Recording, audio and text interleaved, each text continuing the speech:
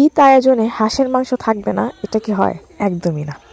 হাঁসটাকে কিন্তু আমরা already processing করে নিছি, এখনো হালকা কিছু বাকি আছে।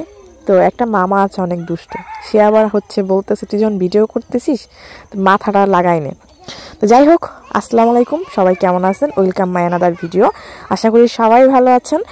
তো আমরা এখন যাচ্ছি মামাদের বাড়িতে, আম্মু, আমি আর আমার মেয়ে। গতকালকে মামাদের পুরান বাড়ি থেকে আসলাম ঘুরে, সেই ভিডিওটা আপনারা অলরেডি দেখে ফেলছেন। না দেখলে ভিডিওর স্ক্রিনে দেখতে পাচ্ছেন, ভিডিওটা শো করতেছে, আপনারা সেখান থেকে দেখে নেবেন। আর আজকে আমরা যাচ্ছি মামাদের শেষবারের মতো দেখতে, কারণ আগামীকাল সকালবেলা মামারা চলে যাবে। তো আমি আম্মুদের আগে পাঠাই দেই, আমি বাজারে একটু কাজ ছিল সেটা কমপ্লিট করে আমি যাচ্ছি এখন নানুদের বাড়িতে। আম্মু আমার মেয়েটাকে নিয়ে বাজার থেকে, মানে নানুদের বাজার থেকে অলরেডি সোজা চলে গেছে নানুদের বাড়িতে, আর আমি হেঁটে হেঁটে যাচ্ছি। তো গ্রামের পরিবেশটা অনেক সুন্দর। মামারা কালকে চলে যাবে, মামারা অনেক কিছুই মিস করবে। আর এই কদিন মামাদের সাথে থেকে আমিও অনেকটা এনজয় করেছি। তো চলুন তাহলে বাড়িতে গিয়ে দেখি বাড়িতে কি কি কাজ চলতেছে, তারা কি করতেছে। তো এই যে বাড়িতে আসার পরে দেখলাম ছোট মামানি সবজি কাটতেছে, দুপুরবেলা সবজি রান্না করা হবে, আর বড় চিংড়ি মাছ ভুনা করা হবে। আর এখানে এই যে দুষ্টু মামাটার কথা বলেছি, সেই দুষ্টু মামাটা আর কি হাঁস কাটতেছে, তাকে দিয়ে হাঁস কাটানো হচ্ছিল।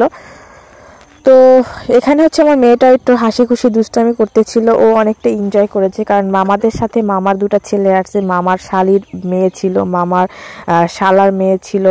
তো ওরা অনেক এনজয় করেছে বাচ্চারা। আর এখানে মামা কাটতেছে, আর এদিকে আমার গলাটা কিন্তু বসে গেছে অনেক। আপনারা আমার ভয়েসটা ভালো না লাগলে ইগনোর করবেন, কারণ ঠান্ডায় বারবার নানুদের বাড়িতে যাওয়া আসা করেছি, তো সেজন্য ঠান্ডা লেগে গেছে অনেক।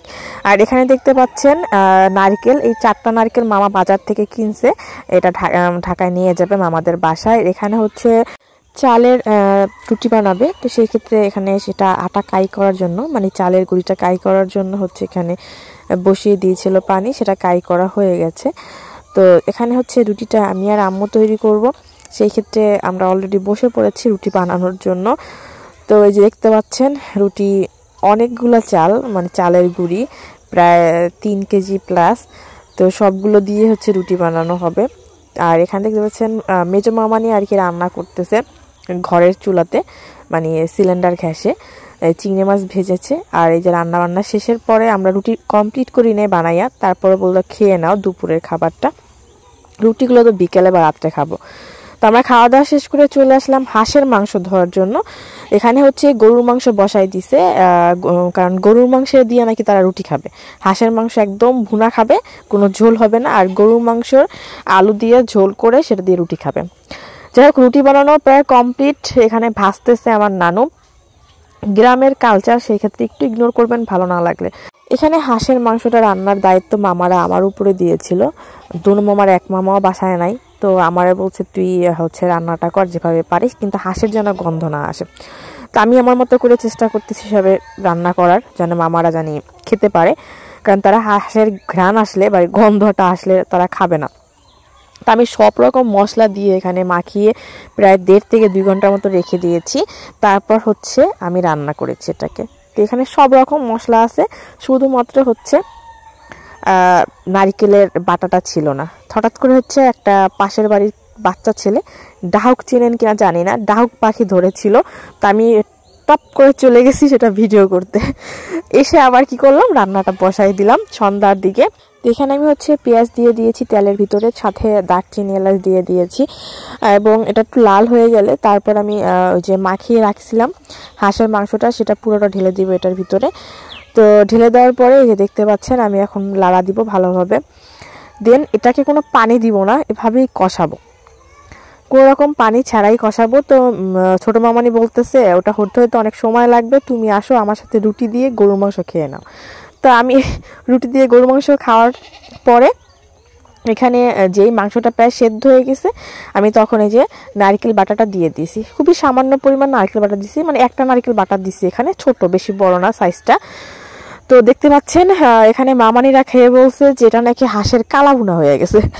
তো মামারা বাইরে গিয়েছিল, আসতে লেট হচ্ছিল, এই জন্য আমরা সময় শেষ করার জন্য, মানে টাইম পাস করার জন্য বসে পড়লাম লুডো খেলতে মোবাইলে।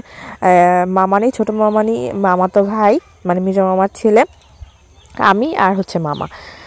তো 4 জনে মিলে গেমস খেলতে খেলতে সময় হয়ে গেছে। রাত্রেবেলা হচ্ছে খাওয়া দাওয়া করে ঘুমাই পড়ি। সকালবেলা উঠে আবার হচ্ছে কি করি, আমরা সেই রুটি আর গরুর মাংস খাই। এবং এখানে দেখতে পাচ্ছেন ছোটো ছোটো ছবি তোলা আছে, মামাতো ভাই, আমার মেয়ে, তারপর মামার ছোট ছেলে, তারা এখন চলে যাবে। আর রাতের খাবারটা কখনোই আমি খাবারের ভিডিও করতে পারি না, কারণ খাবারের সময় কেউ দেয় না ভিডিও করতে, খুব কম পারি ভিডিওগুলো করতে, এই নিয়মটা নাই। মানে অতটা ফ্রেন্ডলি হইতে পারি না আমি এখনো পর্যন্ত ভিডিও করতে গিয়ে। তো মামারা চলে যাচ্ছে, তাদেরকে বিদায় দিচ্ছি এখান থেকে আমরা। তো কি বলবো, অনেকটা মধুর সময় কাটিয়েছি মামাদের সাথে, মামার ফ্যামিলির সাথে, শ্বশুরবাড়ির ফ্যামিলির সাথে মামার। তো খুব ভালো লাগলো, তারা যেন আবার আসতে পারে। তাদেরকে বিদায় দিয়ে আমরাও চলে যাব। তো সেই দুষ্ট মামাটাকে বলছি, মামা আমাদেরকে শাক তুলে দেন। তো মামা আবার শাক লাগাইছে এখানে মূলা শাক আর পালং শাক একসাথে লাগানো হয়েছে। তো মামা আবার সেই শাক তুলতেছে আমাদেরকে দেওয়ার জন্য। আমরা বাড়িতে চলে আসব, কারণ বাড়িতে এসেও তো পরে 2টা বিয়ে আছে, সেই আয়োজন করতে হবে না আমাদের, 2 চাচার 2টা বিয়ে।